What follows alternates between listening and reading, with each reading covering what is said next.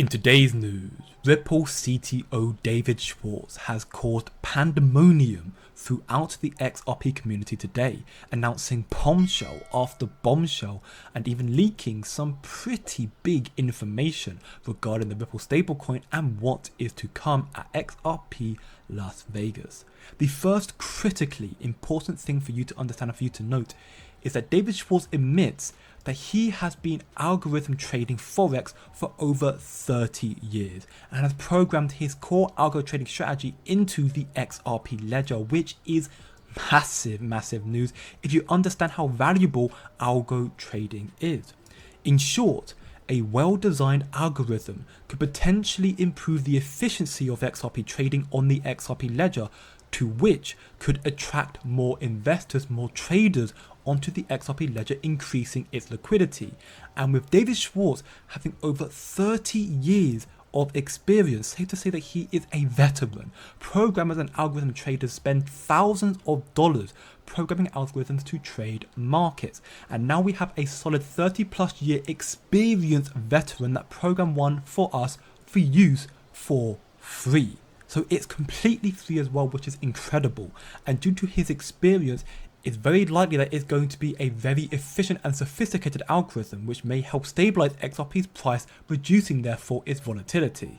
And as regulations and the understanding of algorithm trading and crypto continues to evolve and become more accepted, it's likely that we could see this free-to-use program grow as well, becoming even more sophisticated, even more superior. This alone is massive news and just a taste of all the massive bombshell announcements David Schwartz made at XRP Las Vegas, but not as big as David Schwartz leak. The reason why Ripple decided to launch their own stablecoin and why this will lead to an XRP price explosion in the future.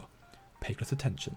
And if we limit ourselves to just the technologies that we most want other people to use, other people are going to have terrible experiences. Would I love for everybody to use XRP for every payment? That would be wonderful. But if I tell you if you don't use XRP for every payment, there's nothing for you here, nobody will be in this group will be completely empty. And so the stablecoin is critical in regulated environments, in many cases where a digital asset can't be used directly. As a sort of intermediary asset, there's cases where if it's cross jurisdiction, where a digital asset is better.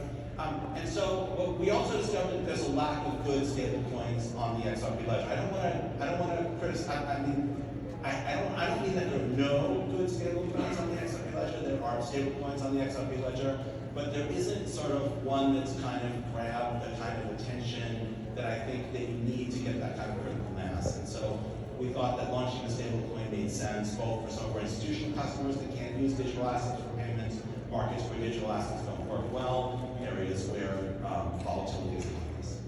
So in order for Ripple to expand their adoption and to be more inclusive, to allow Ripple to take part in forms of payments that even XRP wouldn't be sufficient in due to negative volatility, this is one of the reasons why Ripple created the stablecoin.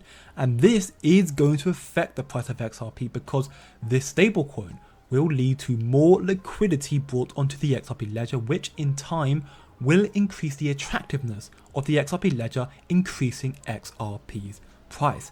Now, many people, understandably so I guess, are speculating that this stablecoin is bad for XRP because Ripple will just abandon it, which yes, I get it, but at the same time, well, for one, you just heard David Schwartz stating that he would love for everyone to use XRP, so he doesn't want to give up on it. But for two, we can see again at XRP Las Vegas, we have this short segment here from Ripple CEO Brad Garninghouse, who confirms that Ripple is still 100% backing XRP, so just don't listen to the haters. If anyone thinks that Ripple is not 100% behind XRP, is just missing, they've lost the plot. Like, we are totally committed, and we will remain totally committed. Yeah.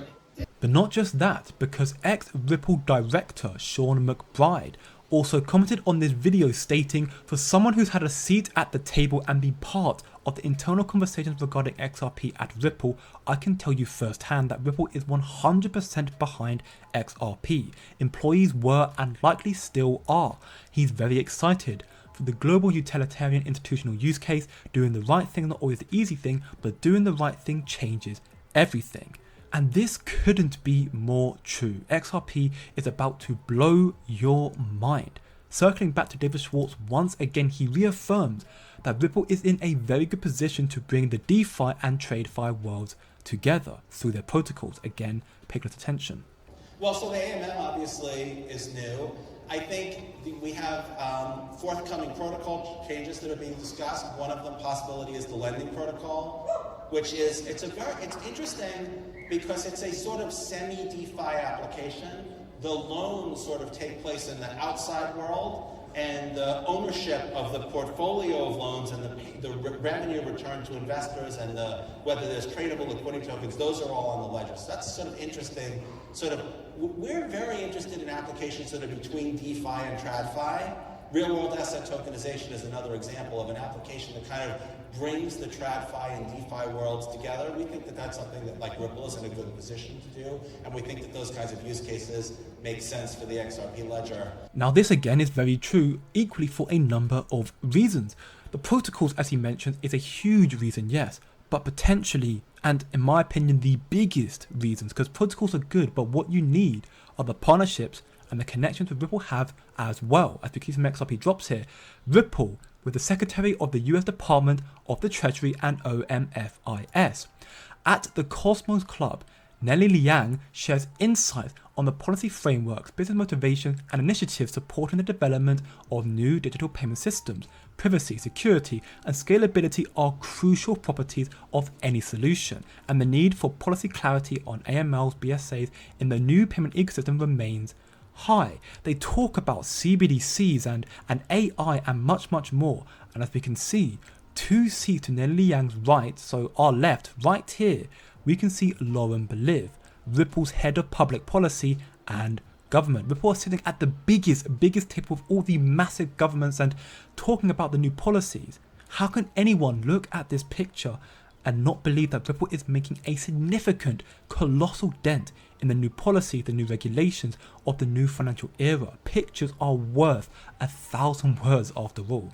And the necessity for Ripple in this new monetary shift has never been more important than right now. As CNBC recently reported, why hundreds of United States banks are at risk of failing due to stressed banks, commercial real estate, unrealized losses, rescuing banks, bank failures, and so on and so forth.